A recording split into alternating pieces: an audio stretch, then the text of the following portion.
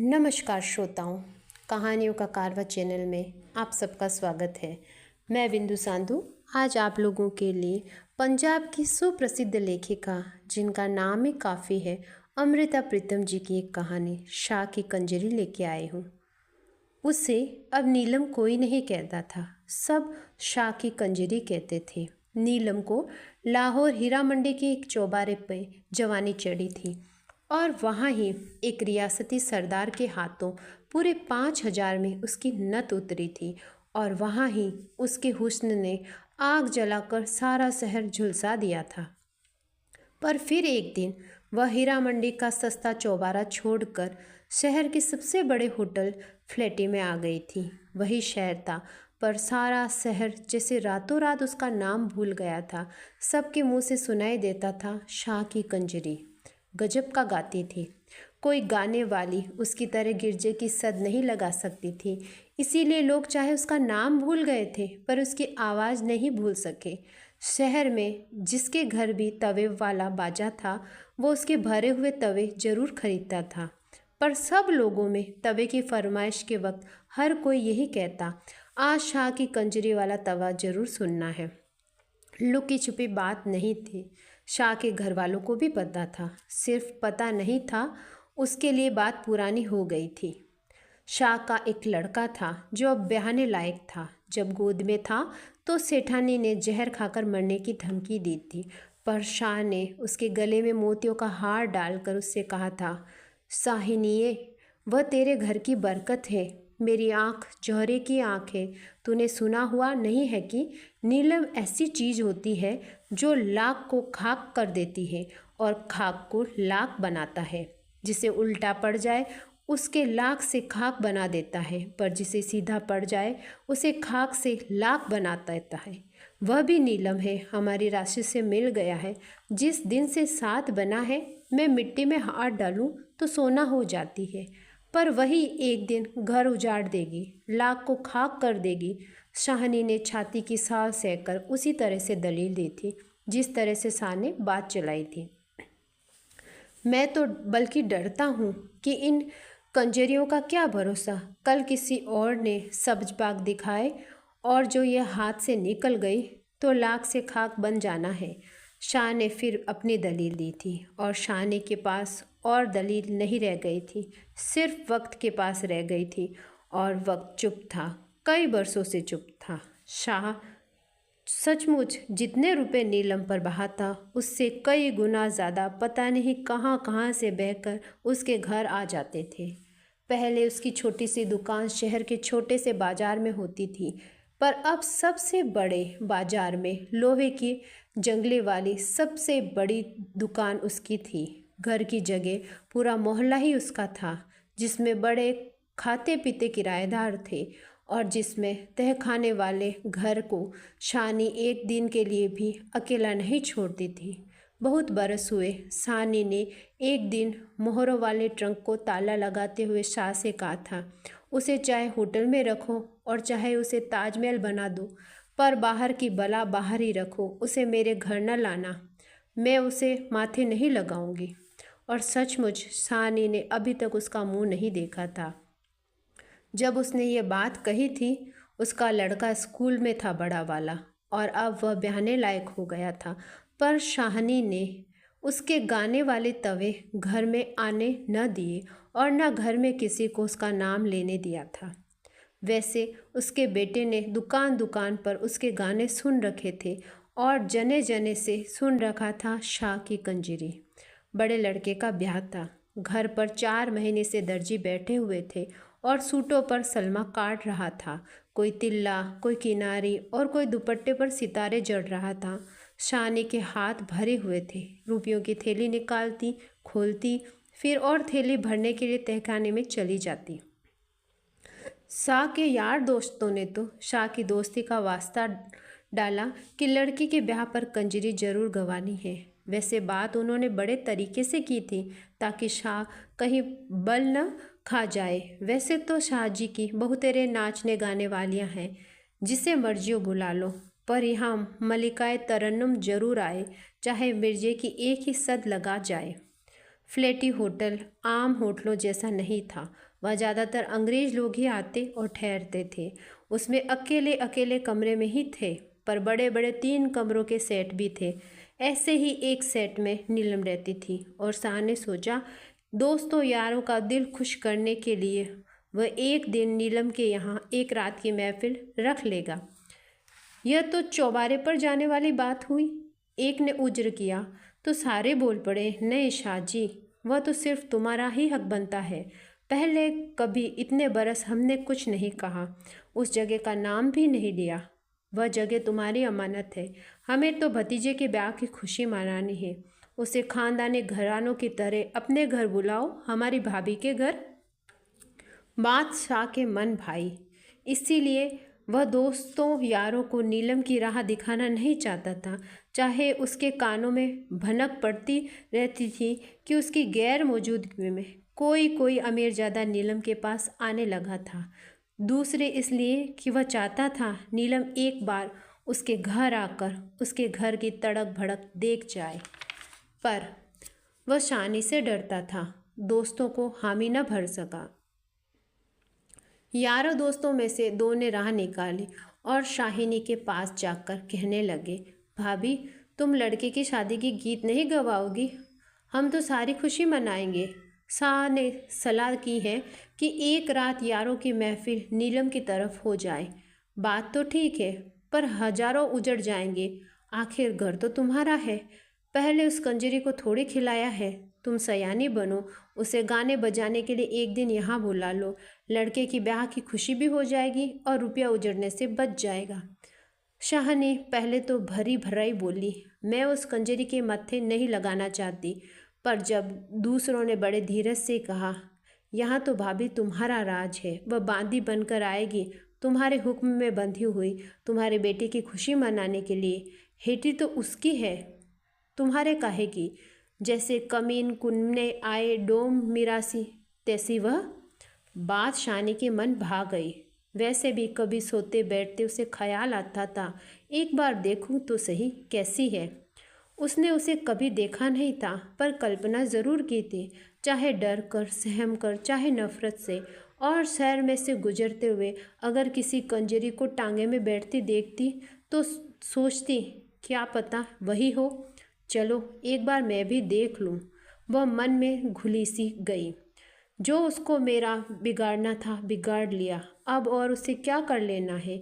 एक बार चनार को देख तो लूँ। शानी ने हामी भर दी, पर एक शर्त रखी, यहाँ न शराब उड़ेगी न कबाब। भले घरों में जिस तरह गीत गाए जाते हैं उसी तरह गीत करवाऊंगी। तुम मर्द मानस भी बैठ जाना, पर आए और सीधी तरह गाकर चली जाए। मैं वही 4 पताशे उसकी झोली में भी डाल दूंगी जो लड़कियों और वड़कियों को दूंगी, जो बनने और सहरे गाएंगी।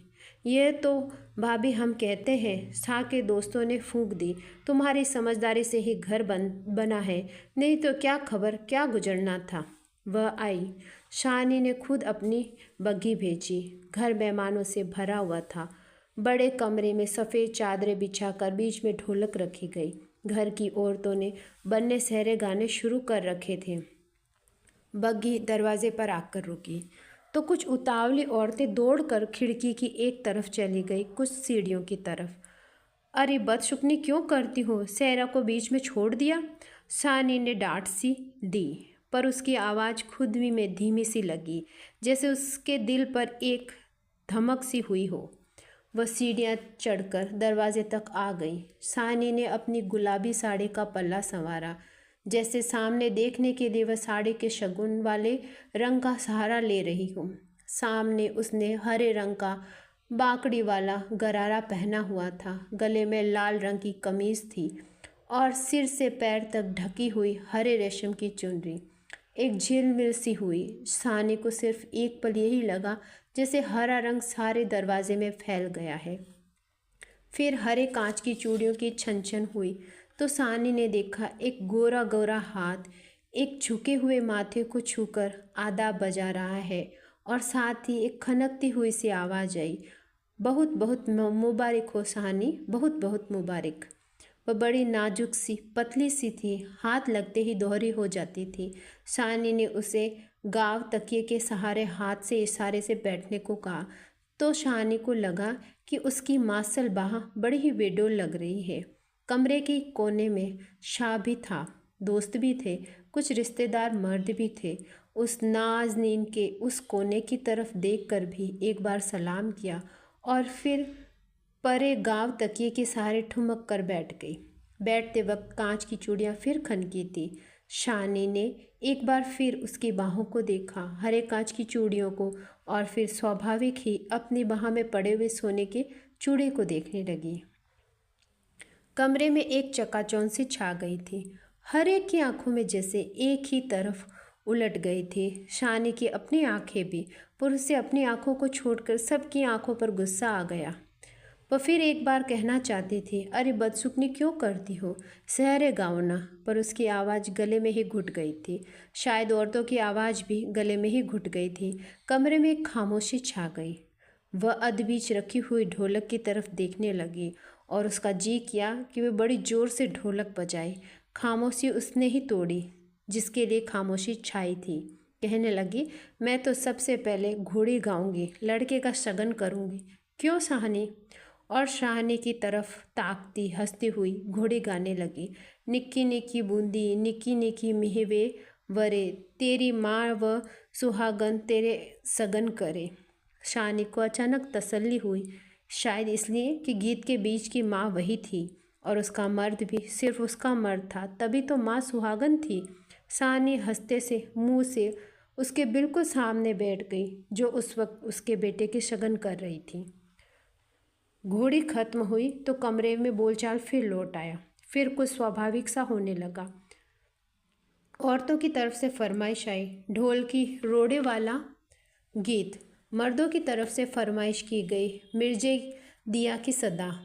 गाने वालों ने मर्दों की फरमाइश सुनी अनसुनी कर दी और ढोलकी को अपनी तरफ खींचकर उसने ढोलकी से अपना घुटना जोड़ लिया। शालिनी कुछ रो में आ गई, शायद इसलिए कि गाने वाले मर्दों की फरमाइश पूरी करने की बजाय औरतों की फरमाइश ही पूरे करने में लगी थी। मेहमान औरतों में से शायद कुछ एक को पता नहीं था, पर एक दूसरे से कुछ पूछ रही थी और कई उसके कान के पास कह रही थी, यही है शाह की कंजरी। कहने वालियों ने शायद बहुत धीरे से कहा था, घुसुर पुसुर सा, पर शालिनी के कान में आवाज़ पड़ रही थी, कानों से टकरा रही थी, शाह की कंजरी, शाह की कंजरी। और शालिनी के मुंह का रंग फिर फीका पड़ गया। इतने में ढोलक की आवाज़ ऊंची हो गई, साथ ही गाने वाले की आवाज़, सूहे वे चीरे वालियाँ मैं कहीं नहीं हाँ। और शालिनी का कलेजा थमसा गया। ये सूहे चीरे वाला मेरा ही बेटा है, सुख से आज घोड़ी पर चढ़ने वाला मेरा बेटा। फरमाइश का अंत नहीं था। एक गीत खत्म होता, दूसरा गीत शुरू हो जाता। गाने वाली कभी औरत की तरफ से फरमाइश पूरी करती, कभी मर्दों की। बीच बीच में कह देती, कोई और भी गवाओ गवाओ ना, मुझे सांस दिला दो। पर किसकी हिम्मत कि उसके सामने होने की। उसकी टल्ली सी आवाज़, वह भी शायद कहने को कह रही थी, वैसे एक के पीछे एक झट दूसरा गीत छेड़ देती थी। गीतों की बात और थी, पर जब उसके मिर्जे की हेक लगाई, उठनी साहिबा सुतिए, उठ के दे दीदार, हवा का कलेजा हिल गया। कमरे में बैठे मर्द बुत न बन गए थे। शालिनी को फिर घबराहट सी हुई। उसने बड़े गौर से शाह के मुंह की ओर देखा। शाह भी और बुतों सरीखे बुत बना हुआ था, पर शालिनी को लगा वह पत्थर का हो गया है। शालिनी के कलेजे में हौल सा हुआ और उसे लगा, अगर यह घड़ी छिन गई तो वह आप ही हमेशा के लिए बुत बन जाएगी। वह करे, कुछ भी करे, पर मिट्टी का बुत बना ना बनी रहे। काफ़ी शाम हो गई, महफिल ख़त्म होने वाली थी। शालिनी का कहना था, आज वह उसी तरह बताशे बांटेगी जिस तरह लोग उस दिन बांटते हैं जिस दिन गीत बिठाए जाते हैं। पर जब गाना ख़त्म हुआ तो कमरे में चाय और कई तरह की मिठाइयाँ आ गई और शालिनी ने मुट्ठी में लपेटा हुआ 100 का नोट निकालकर अपने बेटे के सिर पर से वारा और फिर उसे पकड़ा दिया, जिसे लोग शाह की कंजरी कहते हैं। रहने दे शालिनी, आगे भी तेरा ही खाती हूँ, उसने जवाब दिया और हंस पड़ी। उसकी हंसी उसके रूप की तरह झिलमिला रही थी। शालिनी के मुंह का रंग हल्का पड़ गया। उसे लगा जैसे शाह की कंजरी ने आज भरी सभा में शाह से अपना संबंध जोड़कर उसकी हतक कर दी है। पर शानी ने अपना आप थाम लिया, एक चेहरे सा किया और आज उसने हार नहीं खानी है। और वह जोर से हंस पड़ी, नोट पकड़ाती हुई कहने लगी, शाह ने तूने नित लेना है, पर मेरे हाथ से तूने कब लेना है? चल आज ले ले। और शाह की कंजरी 100 का नोट पकड़ती हुई एक ही बार हीनी सी हो गई। कमरे में शाह की साड़ी का सुगंध वाला गुलाबी रंग फैल गया। अभी आप सुन रहे थे अमृता प्रीतम जी की कहानी शाह की कंजरी। आप लोगों से एक विनम्र अनुरोध है, कृपया मेरे चैनल को सब्सक्राइब करें, लाइक करें, शेयर करें। धन्यवाद।